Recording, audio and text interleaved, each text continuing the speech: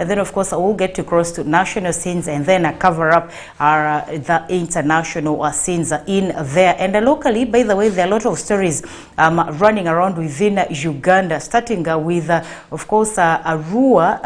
The inter-school ball games, of course, are kick-starting this Friday. There is, of course, when the date was slated for this Friday 15th, and today is Thursday. It is 14th, which means it is also the Thursday edition of There Is a Whistle Time. What you have to do is only stay glued. Don't you go away. Don't you touch that remote as long as it is on There Is a West Nile TV, because we are here to light up the region for you.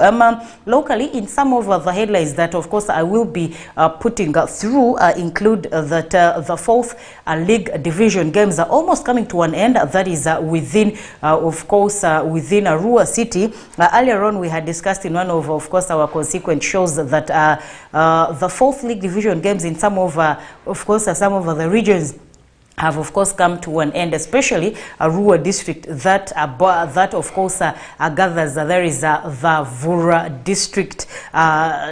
district regions and Vura district sub-counties. They already came to a close within their fourth league division games, but the ones in Arua City are still continuing in that the games are coming to a close-up. The games are coming to an end. Meanwhile, for the issue of Mvara, they did not of course take part in there is the first round of first league division games. We are yet waiting to see how it will be fixed, but surprisingly, Mvara boys, if you like, you can call them the Manya boys, of course, have only played 5 games, and they have collected the same number of points together with, of course, some of the teams that, of course, have played several games to their names. Some of the teams, of course, include Niva, that's it, rock bottom over there is the table, and in that table, in that log, of course, it is Daystar that, of course, sits atop of that table. And I would also bring to you some of the table standings in fourth league division games before we discuss some of the teams and what probably could be happening to them. I know most of you out there could be wondering what is wrong with some of the teams. In one zone we have Daystar United that, of course, comes from Moluko, that leads the table with 24 points after playing there is 10 games. And then we have Muni Soccer Academy sitting in position number 2. That has played 11 games and added up 18 points to their names. In position number 3, we have there is Tiger Stars that has played also 11 games and has added 16 points to themselves. Then at position number 4, we have Regain that has 16 points. And then position number 5, of course, we have Leo Football Club that has played 10 games and has 12 points. And then position number 6, we have, of course, a Mission Foundation with 9 points out of 11 games played. And then Mvara Boys that has only played 5 games yet and has collected 8 points to their names. And then Niva Football Club that has played 11 games also has 8 points into their names.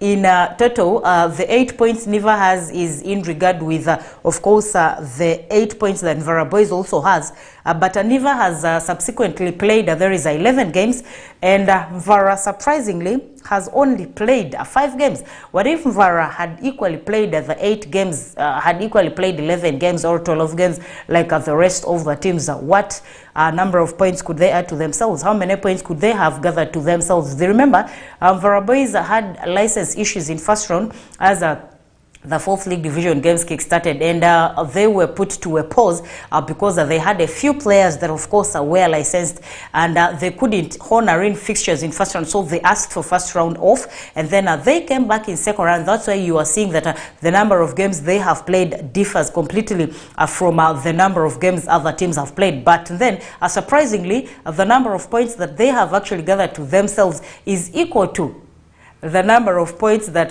other teams have also gathered to themselves. Teams that actually played a first round and second round inclusive. Isn't this very, very surprising? And then also in the other zone, we have Arua Airfield that actually sits atop of that table. They have played 12 games. with 34 points to their names. And then in position number 2, we have Nyaya Jiako Football Club. They have played 11 games, adding up to 22 points. And then number 3, in that zone, we have Nyafio Football Club, 10 games, 12 points. And then in position number 4, we have Ombachi Football Club, 9 games, 11 points. Very surprisingly. And then position number 5, we have Kelo Football Club playing 10 games, adding up to 11 points. And then at number 6, we have Bizadi Football Club, 10 games, 11 points as well. And then Idiofe Football Club sits at position number 7. Down there, playing 10 games, collecting 9 points in those 10 games that actually they have played. And then lastly, in that zone, we have Tanganyika Football Club that has played 12 games and has collected only 9 points to themselves, meaning they sit last on that very table. Remember, of course, the top 2 from each of the zones will, of course, go down for playoffs, meaning in one zone it is Daystar and Muni Soccer Club, and then the other side it's Rua Airfield and Nyaya Jiako Football Club that, of course, will represent, if at all they finish in those 2 positions, they will represent into the zones, where, of course, in the zones we get to see the teams that, of course, qualify to push through to a regional league to join the rest of the Black Angels, the rest of the Pakwachi, the rest of the Alpha Rising Stars. That is, if at all the top 2 people on the table of regional league will get to remain in that very league in case they don't qualify and play playoffs and win and go to, there is a Power Big League down there. And still discussing about 4th League Division games, you get to see that there are a lot of teams that are now coming up and having issues on. I want to discuss that is Leo Football Club. Leo started very well, and recently, that was 2 days ago, on Tuesday. Today is Thursday, yes. On Tuesday, by the way, Leo had a game up against the Niva Football Club.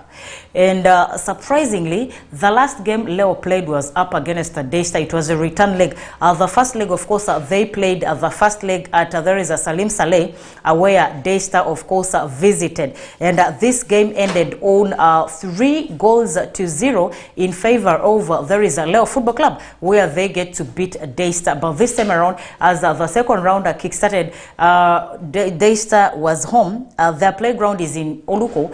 They were home, and they get to welcome there is a Leo Football Club. That was the other time on Friday. And surprisingly, in this game, Leo was humiliated. They were beaten, of course, 5-0.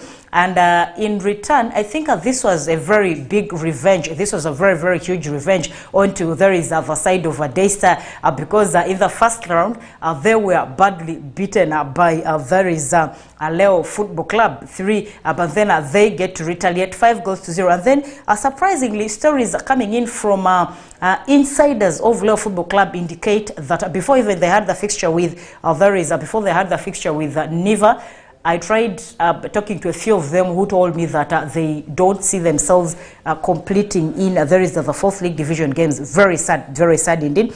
And I think they were left with about 2 games to complete that very round. But then in the two fixtures remaining, you literally would see that Leo is equally not in a very good position. So they told me they doubt if they will honor in the remaining fixtures, simply because they are facing in a lot of financial constraints. And surprisingly, I thought maybe they were joking, but then in the fixture that came up 2 days after I talked to these insiders, in the fixture that came up where Leo was supposed to play Niva, it turns out that Niva only honored the fixture, but Leo did not. So does this mean that Leo has withdrawn away from 4th League Division games and all that? We all know how they started. They started on a very high gear, went to zonals, they were disappointed. Second time they went to zonals, the same mistake that happened in the first time repeated itself and all that. So this was the third season that Leo was actually venturing in to there is the 4th League Division games. And this time around, it's also that we will not be able to see them complete. Very, very sad in there.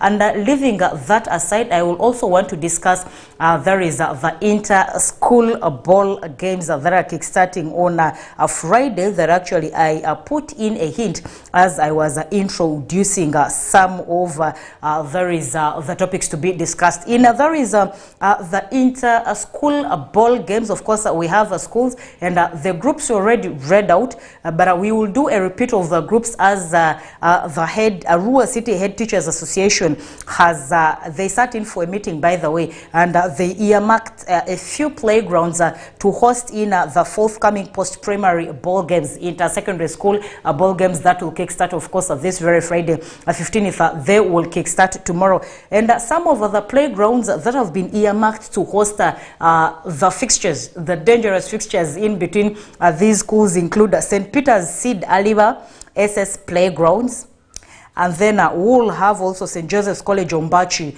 playgrounds.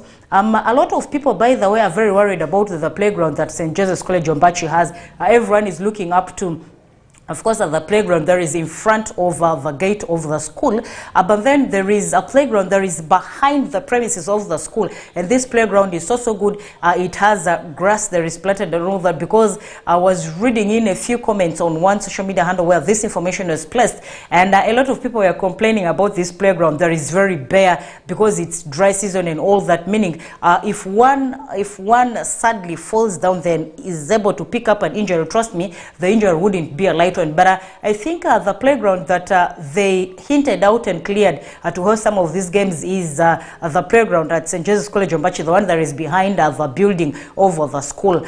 So basically, St. Peter's Sid Aliba Primary School playgrounds, and then St. Joseph's College Ombachi playgrounds, and then Giyako Primary School playgrounds will also host some of these fixtures.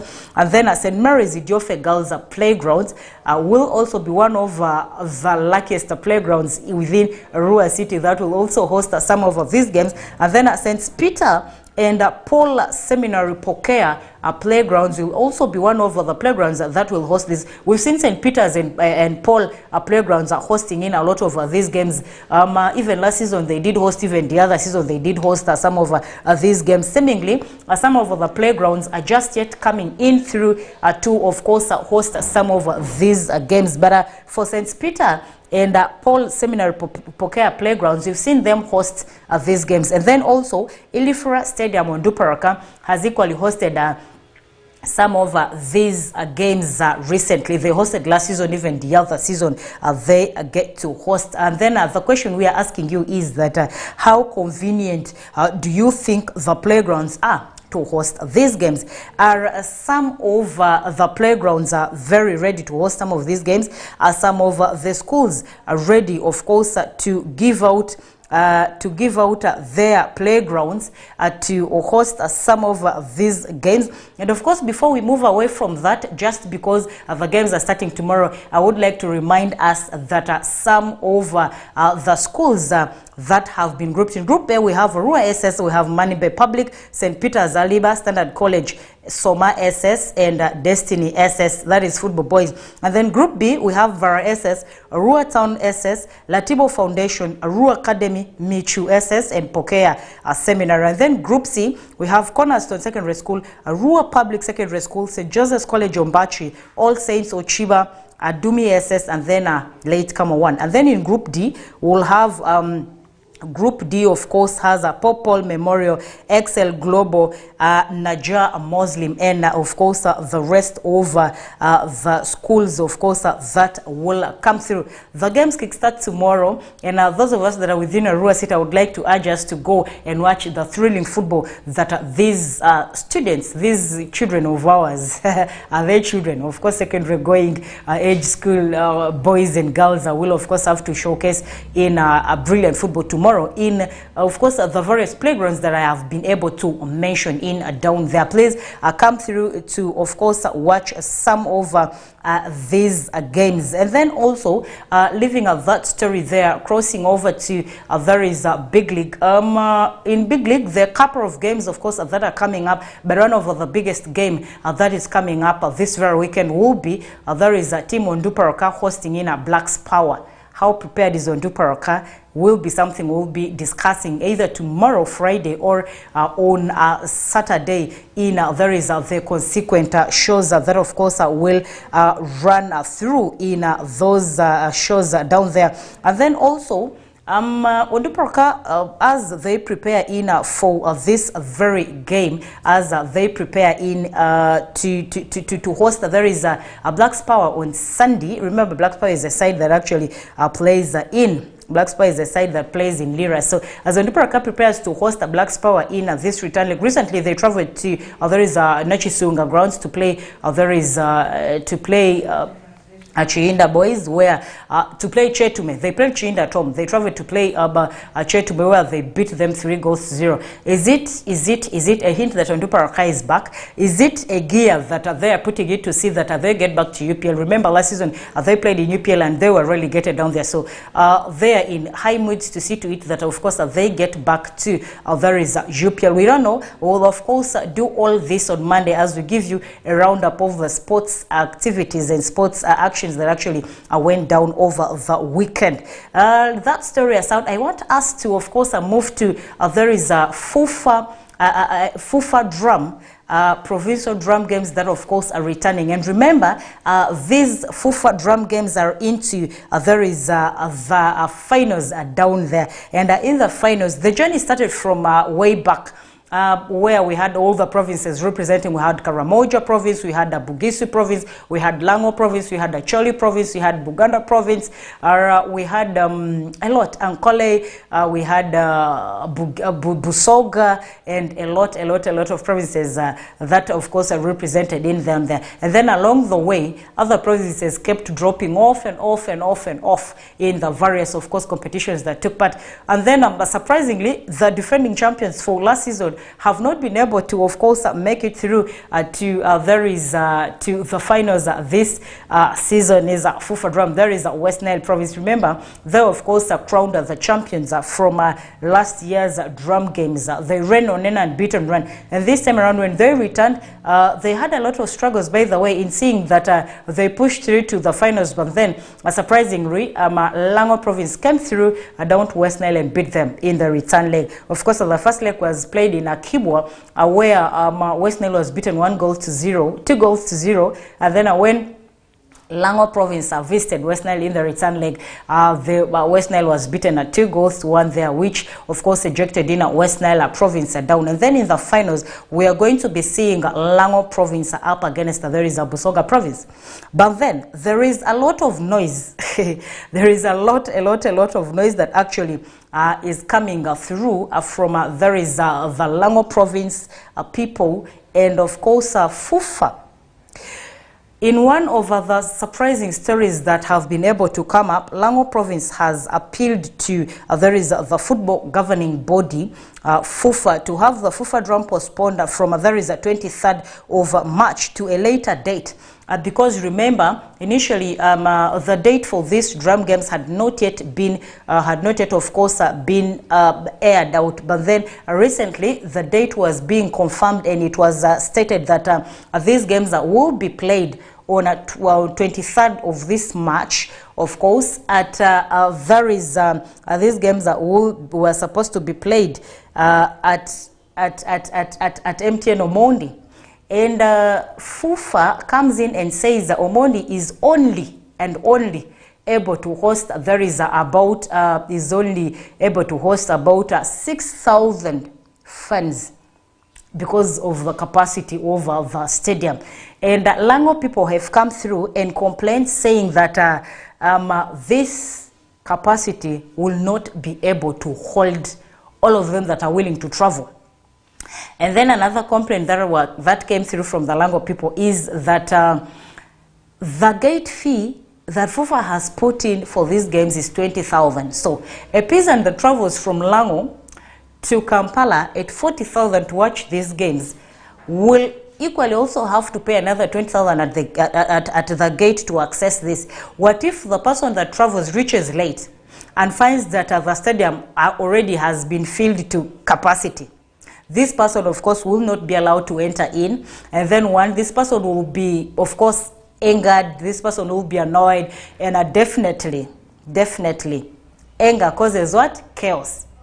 And chaos causes what? Of course, you all know where this goes to, and all that. So, Lango province has appealed to, there is the football body, governing body FUFA, to at least change the venue of this place. This came in, by the way, today. Initially, their complaint was that they wrote a letter dated on 14th March 2024, where Lango Province also expressed the need to have Omondi changed as the venue for the final, citing it as risky and unable to accommodate the massive Lango fans that are planning to, of course, invade Lugogo, that are planning to invade Kampala in support of their province, to at least partake in there is the trophy of FUFA Drum for the first time. And then Lango initially had also complained that their key players their key players had equally been summoned to represent Uganda in there is the two friendlies in two friendlies that the senior team of Uganda gets to play down in Morocco. I remember one of the games will be in Comoros on 22nd, and then the other, of course, will be around 24th, 25th, and both games are supposed to be in Morocco. Meaning, if the first game is on 22nd in Comoros, Morocco, FUFA Drum is slated for 23rd, meaning there are around four players, key players that Lango cites, that Lango feels their plight depends on these people, are out for national duty. So Lango says specifically where they are in right now, the level where they have reached, there is our finals for there is the FUFA Drum, clearly depended on these few players that actually pulled them through. So they need also FUFA to they needed FUFA to, of course, push the date, of course, so that their players that are for national duty come down to represent. And they said that at 23rd of March hindrance by absence of 4 key Lango players, province players, including Moses Aliro,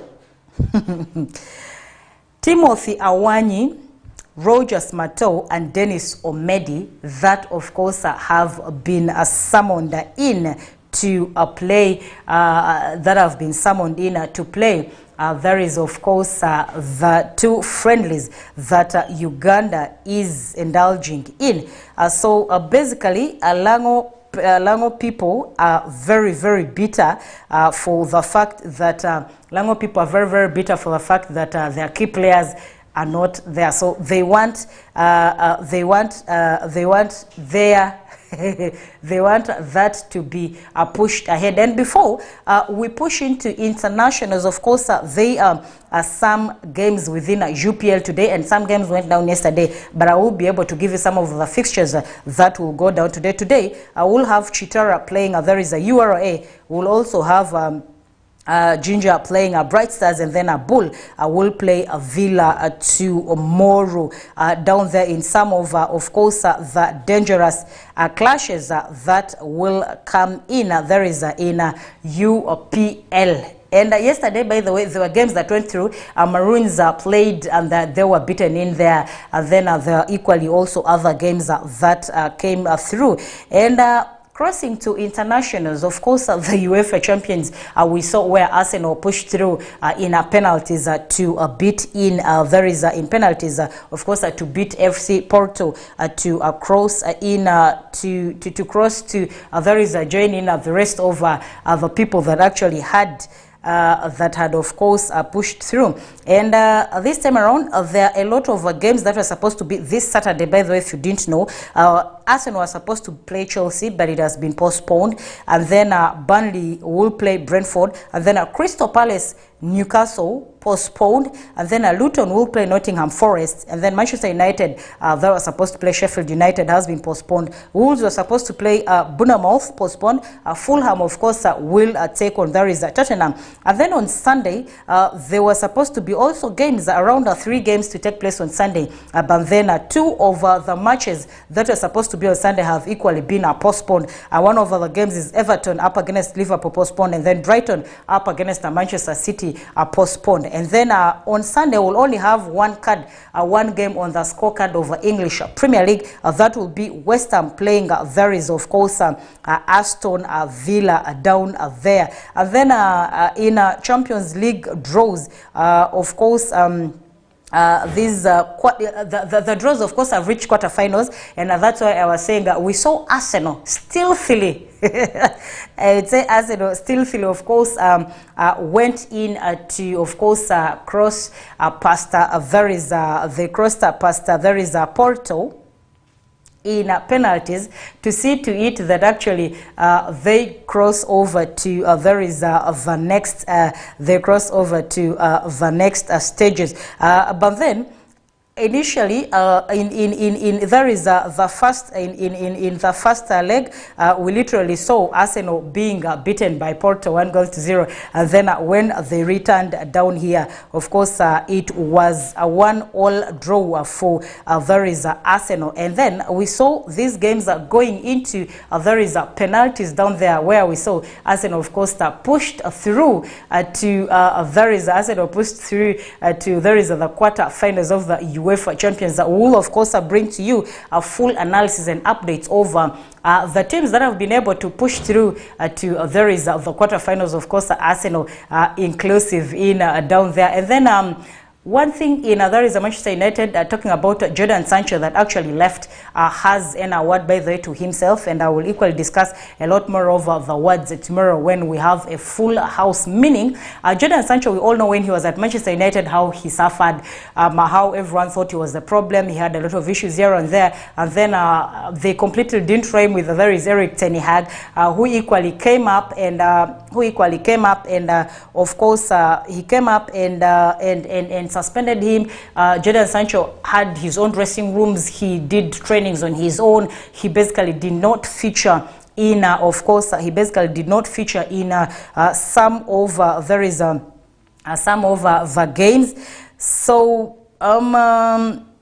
basically, he left there is the camp of Manchester United in there is towards the end of the transfers that we all know are closed down. So this time around, he left just barely a month or two, and we are seeing, of course, him earning already an award to himself. Meaning, did the problem come in from Erik ten Hag? I don't know. This question goes to Manchester United fans. And then Manchester City, Kevin De Bruyne suffers another injury ahead of the international break down there. And then Arsenal is set to offer a new long-term contract with the player after there is after the Porto clash. There is Ben White, who has signed in a new long-term contract there is at Arsenal. And then Pochettino is not happy with the decision of Todd Boehly. Remember, Pochettino is supposed to be leaving Chelsea. This is rumorly. I am not the one who has confirmed. And thank you so much for watching. Basically, that was all we had for you. Tomorrow, we'll bring to you a very full update, full compilation of some of inter-school ball games, of course, with the secondary school clashes and all that. Thank you so much for watching.